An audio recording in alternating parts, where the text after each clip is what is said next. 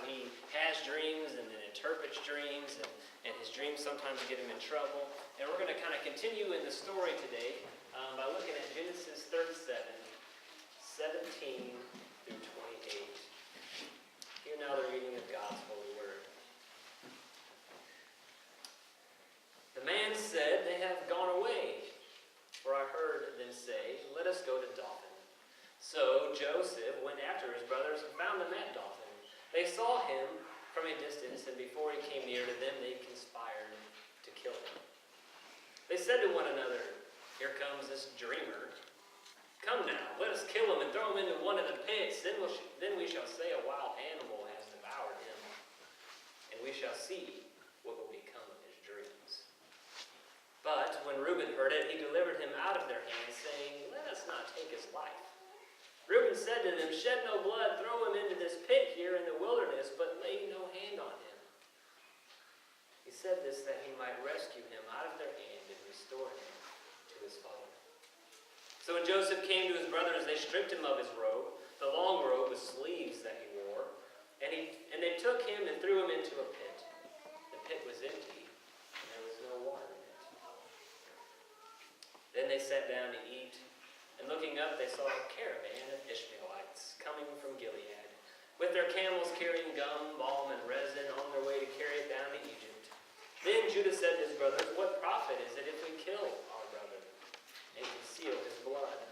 Come, let us sell him to the Ishmaelites and not lay our hands on him. For he is our brother, our own flesh.' And his brothers agreed. When some Midianite traders passed by, they drew Joseph up, lifting him out of the pit, and sold him to the Ishmaelites for 20 pieces of silver. And they took Joseph to Egypt." This is the word of the Lord. Thanks be to God. All right, so Joseph, he's a dreamer. Last week we talked about his dreams and how his dreams were that he had two dreams, and both dreams basically ended up with all of his brothers, his 11 brothers, and his mother and his father bowing down to him. His older brothers did not like this. We talked about this a little bit. Some of us have older brothers who probably would have not liked it very much and showed us how much they did not like it. But they did not like it so much so that when Joseph was going out to the fields to join his brothers, they saw him coming from a distance, and they immediately conspired to kill him. That's how much they didn't like him. Remember, some of this jealousy came from the fact that it was obvious that Joseph's father loved him more than the other brothers. And he showed that by giving him this long robe. Beautiful long robe. And so his brothers said, "Here comes the dreamer. Let's kill him. Let's get rid of him. And then we'll see what comes of his dreams. We'll see what comes of his dreams after he's dead and gone and out of our lives. We won't have to worry about us ever having to bow down to him because he'll be gone and away from us." Wow, that's heavy. That's heavy to think that brothers could turn on another brother and want to shed blood. But they do. They do. I can't help but think about the dreams that I've had that the people who are the closest to me, the people who I love the most, the people who should love me as well. I can't help but think about the dreams that I've had that the ones who I love the most have told me would never come true. They've told me would never come true. And I have a feeling that it's not just me that has experienced this, but we've all probably had family members and people who we thought were close to us who told us there's no way your dream will ever come true. There's no way you can do this. There's no way you can do that. You need to think a little bit more reasonable and do this instead. Well, this is what Joseph was experiencing 100%. His brothers didn't want his dreams to come true. They were going to kill his dreams, not only his dreams, but Joseph as well. And they were not going to ever bow down and worship him. They weren't going to do it. They weren't going to bow down to Joseph, their younger brother. So they plotted to kill him, but then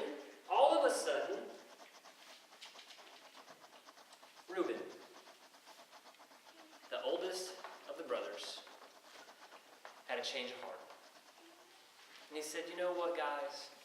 Let's not kill him. Let's not kill him. Let's just put him in this pit down here and leave him for death instead. But he did this, and the scripture tells us he did this thinking that later he would return to the pit, draw his brother out of it, and return him to his father safe and sound. This was his idea, was to trick his brothers into saying, this is what we're going to do, and then later go back and save him and bring him back to his father. So we've all probably had family members who have told us that our dreams won't come true, but have we ever had family members who, despite what the other one had said, looks at you and says, follow your dreams? Follow them. It doesn't matter what he says or she says about your dreams. If you believe that this is what you're supposed to do for your life, in your life and for others in your life, then follow them. What a breath of fresh air that is after you've been crushed. After you feel like there is no way dreams are going to come true in my life. When someone finally steps up and lifts you up and says, yes, follow me. It's amazing.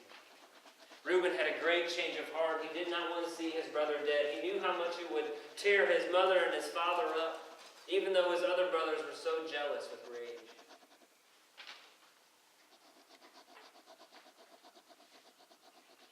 But then he had another brother. He had another brother say, what profit does it gain us if we kill him? What profit does it gain us if we kill him? Now, he wasn't necessarily had a full change of heart because he still wanted Joseph out of their lives. But he said, you know what, let's just sell him to this Ishmaelite caravan that's coming by, and then we can totally be rid of him, but we won't have his blood on our hands. We won't have his blood on our hands. We won't have committed murder. We won't have to face up to God for the acts that we have done, because at least he won't be dead, but he will no longer be in our lives. Which is a way that he's hoping Joseph's dreams still won't come true. He's hoping that Joseph's dreams still won't come true. And so that's what they did. They put him in this pit, which had no water in it, so it wasn't very likely he would survive. And as soon as the Midianites, they passed by, they drew him up out of the pit, and they sold him to the Ishmaelites for 20 pieces of silver, and they washed their hands of him, and they returned back to their father, and they said, guess what, he's dead. This is what we found. We found this robe with blood on it. And that was it. That was it. I wonder if any of the brothers ever thought about what was going to happen in the future. What would happen to their brother Joseph? What would happen to them if their father ever found out what truly happened? I wonder if they ever thought about the consequences or the things that were going to take place in the future. I'm here to tell you that God gave Joseph a dream, and when God gives us dreams, they're going to come true. They're going to come true. When we dream and our dreams are in line with God's dreams, they will come true. And Joseph knew this in his heart. And we're going to find out later in the story how much he knew this in his heart, because he never gave up on his dreams. Being sold into slavery and almost killed by his brothers was the first part that gave him a test of whether or not he was going to follow his dream. It was his first test of whether or not to follow the dream that God gave him. And his brothers' actions are going to lead into such awesome events that not even they understood how much they played a part in it. How much they played a part in Joseph's dreams coming true. Enslaved dreams. This is Joseph now. He's in slavery. And here he is, hoping that his dreams are still going to come true, hoping that God is still speaking to him through his dreams and his visions. And he's hoping that all these things are for a reason. And yet he finds himself enslaved. When we find ourselves enslaved, when we find our dreams enslaved by others who have put us there, by others who have taken our dreams and said there's no way that's going to happen, that's when our dreams become enslaved. And when we find ourselves there, we have to choose for ourselves. We have to choose for ourselves whether or not we're going to let them stay there. whether or not we're going to let them be in chains and in bondage for the rest of our lives, and think back, man, I wish I could have followed that dream. Some of us may have dreams that we've had put there. We just are now realizing that our dreams that have been put into slavery by someone else, or even maybe by ourselves because we doubted ourselves, are still obtainable. Maybe they're still obtainable. Maybe the reason they were put there in slavery was so that God could work other things into our lives so that those dreams that we originally had might come true. They might just come true. Hold on to your dreams. Hold on to your dreams. There's a movie that stars Will Smith. It's called Pursuit of Happiness. Anyone seen Pursuit of Happiness before? Yeah, there's a couple of parts in there that are maybe not appropriate for kids or anything like that. But there's one part. He has a scene with his son, and they're on the basketball court, and his son's playing basketball, and of course I'm always on focus on this because I love basketball. And he's playing basketball, and he shoots it, and he goes, "Dad, I'm going pro, and he shoots it, and he's just, he makes a switch, that's it. And his dad turns and he looks at him and he says, "Son, I just want you to know that I played a little bit of basketball when I was younger, and I was definitely, a little below average." And he takes a shot at the hoop and it goes like over the backboard, hits the fence, and not even close. And he goes, "So I don't want you to sit out here all day long dribbling this ball and shooting this ball because it's probably never going to happen." And so his son takes the basketball and he throws it against the fence. And he goes and picks it up and he starts to put it back in his bag, and they just weren't going to leave. And Will Smith, his character, turns to his son and he says, he basically says, "I'm sorry." He says, "Don't let anyone ever tell you your dreams won't come true. Don't let anyone ever tell you that you're not good enough, even me.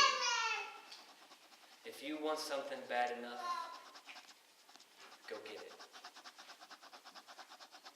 Awesome line. Don't ever let anyone tell you your dreams won't come true, even me. If you want something bad enough, go get it. What does that say about us? It says that sometimes maybe we might even be the dream crushers. But if we turn and we realize that God might have a plan for that person's life bigger than we can even imagine, we have to allow them to dream their dreams. We have to allow them to see God's vision for their lives. And we have to put ourselves to the side and lift them up and help them attain their dreams. Because wouldn't we want the same for us? Wouldn't we want someone to do that for us as well?